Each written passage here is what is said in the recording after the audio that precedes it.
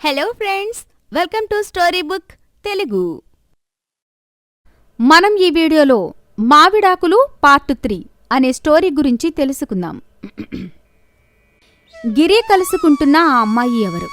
ఆ అమ్మాయికి గిరికి సంబంధం ఏమిటి అన్న ఆలోచనతో లత సతమతమవుతూ ఉంటుంది. ఇదిలా ఉండగా గిరి సుమతిని తరచూ కలుస్తూ ఉంటాడు. ఇది గమనించిన లత, ఏంటి గిరి, ఈ మధ్యన ఆఫీసులో పనులన్నిటినీ నీకే ఎక్కువగా అప్పగిస్తున్నారనుకుంటా. వారానికి 2 సార్లైనా నిన్ను బయటకు పంపిస్తూనే ఉన్నారు.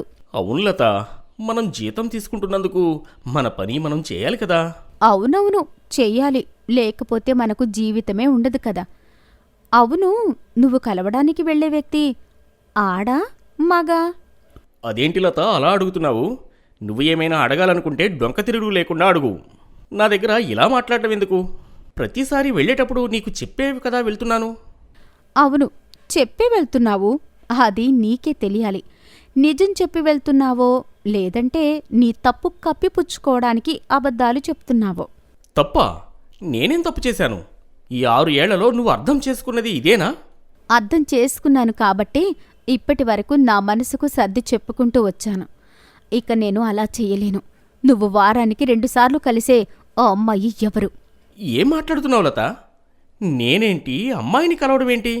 బుర్ర ఏమైనా చెడిందా? లేదంటే ఎవరివి అయినా చెప్పుడు మాటలు వింటున్నావా? ఇంకా చాలు గిరి, ఆపు.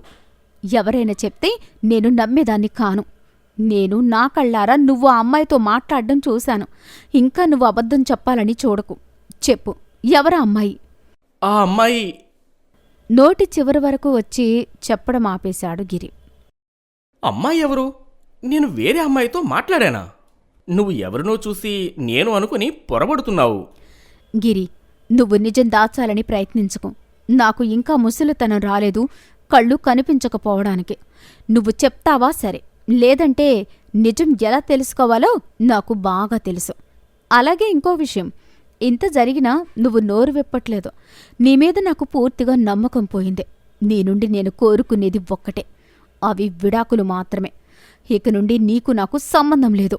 ముందు వెనుకలు ఆలోచించకుండా నిర్ణయం తీసుకోకులత. నిజం తెలిసిన రోజు నువ్వే బాధపడతావు. చిన్న చిన్న విషయాలకు విడాకుల వరకు వెళ్లడం ఎంతవరకు సమంజసమో నువ్వే ఆలోచించుకో. ఏంటి, ఇది చిన్న విషయమా? ఇంట్లో భార్యకు తెలియకుండా వేరే అమ్మాయిని కలవడం, పోనీ నాకు తెలిసిన తర్వాత కూడా నిజం చెప్పకుండా నాతో వాదించడం, ఇది నీకు చిన్న విషయం కావచ్చు కానీ నాకు కాదు. అందుకే నేను పాపతో కలిసి వెళ్ళిపోతున్నాను. గిరి లతాను ఎంత బ్రతిమిలాడినా కూడా వినకుండా పాపని తీసుకుని వెళ్ళిపోతుంది. లత ఎక్కడికి వెళ్లకుండా నేరుగా సుమతి ఇంటికే వెళ్తుంది. ఓ లత, నువ్వా? బావున్నావా? గిరి నీ గురించి చెప్తూనే ఉంటాడు. లతాకి కొంచెం కోపం ఎక్కువ కానీ తన మనసు చాలా మంచిది అని. నువ్వు నన్ను పేరు పెట్టి పిలుస్తున్నావు అంటే నేను ఎవరో నీకు ముందే తెలుసా? తెలిసి కూడా నా భర్తని నీ చుట్టే తిప్పుకోవడానికి నీకు సిగ్గులేదు? ఏం మాట్లాడుతున్నావు లత? గిరి నా గురించి చెప్తే నువ్వు వచ్చావేమో అనుకున్నా. నువ్వు మా గురించి చాలా తప్పుగా అర్థం చేసుకున్నావు. నీకు నా గురించి తెలియకపోయినా నీ భర్త గురించి తెలీదా? నీకు కోపం ఎక్కువ అని చెప్పాడు కానీ మరీ ఇంత అని అనుకోలేదు. నా గురించి చెప్తే విందామని నేను ఇక్కడికి రాలేదు. ముందు నువ్వెవరో చెప్పు. అలాగే నా భర్తకు నీకు ఏంటి సంబంధం? చెప్తాను. నువ్వు మళ్ళీ ఎటువంటి తొందరపాటు నిర్ణయాలు తీసుకోకూడదంటే నేను ఎవరో, నా గతం ఏంటో నీకు తెలియాలి. ఇంతలో లత ఇక్కడికి వచ్చిందని తెలుసుకున్న గిరి కూడా సుమతి ఇంటికి వస్తాడు. వాళ్ళిద్దరి సంభాషణ వింటాడు. ఇద్దరి మధ్యలో కలగజేసుకుని, వద్దు సుమతి, నువ్వు తనకి ఏమీ చెప్పవలసిన అవసరం లేదు. మన మధ్య ఎటువంటి తప్పు భావం లేనప్పుడు నువ్వు ఎవరికీ సంజాయిషి ఇవ్వవలసిన అవసరం లేదు. ఆగు గిరి, నేను చెప్పేది ఎవరికో కాదు, నీ భార్యకు. నిజం తెలుసుకునే హక్కు నీ భార్యకు ఎంతైనా ఉంది. తన స్థానంలో నేను ఉన్నా కూడా ఇలానే అనుకుంటాను. సరే, నీ ఇష్టం. నువ్వు ఎవరో నీ పగవాళ్లకి ఒక్కరికి తెలిసినా నిన్ను బ్రతకనివ్వరు. డబ్బు కోసం ఎంతైనా తెగిస్తారు. ఎవరికైనా తెలియడానికి నా అనుమతి లేకుండా ఎవరూ అయితే ఇంట్లోకి రారు కదా. మీ ఇద్దరు కొంచెంసేపు మీ మాటలు ఆపుతారా? ఏదో ఈవిడ వెనక పెద్ద అద్భుతమైన గతం ఉన్నట్లు ఇంత నటన చేయడం అవసరమా? తన వెనక పెద్ద గతమే ఉంది లత. నీకు నా స్నేహితుడు రఘు తెలుసు కదా. బహుశా నువ్వు ఎప్పుడూ చూసి ఉండకపోవచ్చు. కానీ నేను వాడితో తరచూ ఫోన్లు మాట్లాడడం, వాడి కోసం నీకు చెప్తూ ఉండేవాడిని కదా. ఆ రఘు భార్యే ఈ సుమతి. సుమతి రఘు భార్య అయినప్పుడు రఘుతో పాటు అమెరికాలో ఉండాలి కాని ఇక్కడేం చేస్తోంది? అది నేను చెప్తాను లత. రఘు తల్లి చిన్నప్పుడే చనిపోయింది. తల్లి లేని లోటు రాకుండా పెంచాలని రఘు వాళ్ళ నాన్న రెండో పెళ్లి చేసుకున్నారు. కాని ఆమె ఏనాడు రఘుని చక్కగా చూసింది లేదు. అందుకే రఘు తండ్రి రఘుని అమెరికాలో ఉంటున్న వాళ్ళ అన్న దగ్గరికి పంపించేశాడు. నేను కూడా నా పీహెచ్డీ చేయడానికి అమెరికా వెళ్ళాను. మేమిద్దరం ఒకే యూనివర్సిటీలో చదువుకున్నాం. అక్కడ మా పరిచయం పెళ్లి వరకు వెళ్ళింది. వాళ్ళ పెద్దనాన్నగారి సాయంతో మేము పెళ్లి చేసుకుని అక్కడే స్థిరపడ్డాం. రఘు అప్పుడప్పుడే ఇంటికి వస్తూ ఉండేవాడు. నన్నైతే ఎప్పుడూ వాళ్ళింటికి తీసుకెళ్లలేదు. ఒకరోజు ఉదయం మామయ్య గారికి ఆరోగ్యం బాలేక చనిపోయారని మాకు సమాచారం అందింది. అలాగే ఆయన ఆఖరి మాటగా ఆస్తుల్లో సగభాగం అనాథాశ్రమానికి దక్కేలా చేయాలని, దానికి రఘు పిన్ని అడ్డు తగులుతుందని మాకు తెలిసింది. ఆయన చివరి చూపుకు నోచుకోకపోయినా ఆయన ఆత్మశాంతి కలిగేలా చేయాలని మేమిక్కడికి బయలుదేరాము. నిజానికి రఘు చనిపోలేదు, చంపబడ్డాడు.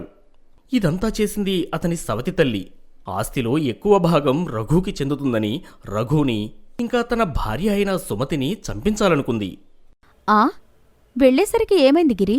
చెప్పు చెప్పు, ఎందుకలా మౌనంగా ఉండిపోయావు? మేము వస్తున్న కారుకి యాక్సిడెంట్ అయింది. అప్పుడే అక్కడికి వచ్చిన గిరి రఘుని ఆస్పత్రికి తీసుకెళ్లాడు. అప్పుడే తన ఆస్తి వివరాలు, గొడవలు, ఇంకా తనకు వచ్చిన ఆస్తిని ఏమి చేయాలో చెప్పి తన భార్యని, కూతుర్ని నా చేతుల్లో పెట్టి రఘు తన ప్రాణాలు వదిలాడు. అదృష్టవశాత్తు మా అత్తగారు వాళ్ళు నన్ను ఎప్పుడూ చూడలేదు. నేను ఎలా ఉంటానో వాళ్లకు తెలీదు. అందుకే గిరి నన్ను ఎవరికీ తెలియకుండా ఇక్కడ ఉంచి మాకు కావలసిన అవసరాలు చూస్తున్నాడు. ఈ కోర్టు గొడవలు పూర్తి కాగానే నేను నా పాపతో కలిసి అమెరికా వెళ్ళిపోతాను లత. అవునా? ఈ విషయం నాకు తెలియక మిమ్మల్ని ఇద్దరినీ అనుమానించాను. నన్ను క్షమించండి. ఎవరికైనా ఈ అనుమానం సహజమే లత. దీనికోసం నువ్వు క్షమాపణ అడగడం ఎందుకు? సుమతి గతం మొత్తం తెలియగానే లత కొంచెం ఊపిరి పీల్చుకుంటుంది. తను చేసిన తప్పుకి తనలో తానే బాధపడుతుంది. నీకు ఇంకో విషయం చెప్పనా లత? మన కాపురం చక్కబడడానికి కారణం ఎవరో తెలుసా? తను అప్పుడే భర్త పోయిన బాధలో ఉన్నా కూడా ముందు ఉన్న పరిచయం బట్టి మన గొడవలకి విడాకుల పరిష్కారం చెప్పింది సుమతే. నేను ఎప్పుడూ సుమతిని నా చెల్లెలుగానే భావించాను. అయ్యో, నేను ఎంత పెద్ద తప్పు చేశాను.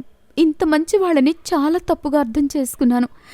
జీవితంలో ఇలాంటి తప్పు ఇంకెప్పుడు జరగకుండా చూసుకుంటాను. సుమతి గారు, మీరు నా కాపురాన్ని నిలబెట్టారు కాబట్టి నేను మీకు ఒక సహాయం చేయాలనుకుంటున్నాను. ఏం సహాయం చేస్తావు లత? కొంపతీసి రఘు ఆస్తి కేసు నువ్వు వాదిస్తావా ఏంటి? అక్కడ కోర్టులోని నీ వాదనకి భయపడాల్సిందేలే. మరీ అంత వెటకారమొద్దు. చూడండి సుమతి గారు, నేనేదో సహాయం చేద్దాము అనుకుంటే నన్ను ఎలా అంటున్నాడో. మీరిద్దరూ ఎప్పుడూ ఇలానే ఉండాలి. లత, నీకొక విషయం చెప్పనా? మనుషులు విడిపోతే కలవచ్చు, కానీ మనసులు విరిగిపోతే అతకడం చాలా కష్టం. కాబట్టి మీరిద్దరూ ఎప్పుడూ తొందరపడి ఏ నిర్ణయం తీసుకోకండి. మనం చేసే తప్పుల ప్రభావం మన బిడ్డల మీద ఉంటుంది. ఇక ఇప్పటి నుండి మా మధ్యలో ఎలాంటి గొడవలు రావులే సుమతి. అవును లత, ఏదో సహాయం చేస్తా అన్నావు, ఏమిటది? నాకు ఒక స్నేహితురాలు ఉండేది. అది నేను కలిసి చదువుకున్నాం. తను ఇప్పుడు హైకోర్టులో లాయర్గా పనిచేస్తుంది. తను ఏ కేసైనా చక్కగా పరిష్కరిస్తుంది. నేను తనతో మాట్లాడతాను. సుమతి సమస్యకి వెంటనే పరిష్కారం దొరుకుతుంది. ఎంత మంచి మాట చెప్పావు లత. అయితే వెంటనే తనతో మాట్లాడు. లత సుమతి కేసు కోసం తన స్నేహితురాలతో మాట్లాడుతుంది. 2 నెలల కాలంలోనే రఘు ఆస్తి మొత్తం సుమతికి వస్తుంది. దానిలో సగభాగాన్ని ఇక్కడ ఉన్న అనాథాశ్రమానికి రాసేసి సుమతి అమెరికా వెళ్ళిపోతుంది. నీ వల్ల సుమతికి తొందరగా పని జరిగింది లత. చాలా మంచి పని చేశావు. నీకు ఇంత మంచి స్నేహితురాలు ఉందని నువ్వు నాకు ఎప్పుడూ చెప్పలేదే. నువ్వు నాకు సుమతి గురించి చెప్పలేదు కదా. నేను కనుక సుమతి దగ్గరికి వెళ్ళకపోతే నువ్వు నిజం చెప్పేవాడివి కాదేమో. చెప్పకపోతే ఏం జరిగేదో ఒకసారి ఊహించుకో. బాబోయ్, ఊహించుకోవడానికే భయంగా ఉంది. ఇలా సరదాగా నవ్వుతూ మాట్లాడుకుంటూ ఆఫీస్కి వెళ్లిన లతాగిరిల్ని చూసిన రామేశానికి ఏమీ అర్థం కాలేదు. నేనేమో వీళ్ళిద్దరికీ విడాకులు అవుతాయనుకుంటే వీళ్ళేమో అతుక్కుపోయి వస్తున్నారు. అసలు ఏం జరిగిందో తెలుసుకోవడానికి కూడా అవకాశం లేదే. ఇంకా ఈ లతని పెళ్లి చేసుకోవాలని నేను అనుకుంటే నా పెళ్లి అయినట్టే. నేను ఏ గీతనో సీతనో చూసుకోవాల్సిందే. రామేశం తనకు తానుగా లతా జీవితం నుండి తప్పుకున్నాడు. ఇన్ని గాలివానల మధ్య బలపడిన లతాగిరిల బంధం చెట్టును పెనవేసుకున్న తీగలాగా జీవితాంతం కొనసాగింది. కథ చివరి వరకు చూశారు అంటే ఎంతో కొంత నచ్చే ఉంటుంది. వీలైతే లైక్ చేయండి, కుదిరితే షేర్ చేయండి. మరిన్ని కొత్త వీడియోస్ కోసం మన స్టోరీ బుక్ తెలుగు ఛానల్ని సబ్స్క్రైబ్ చేసుకోండి.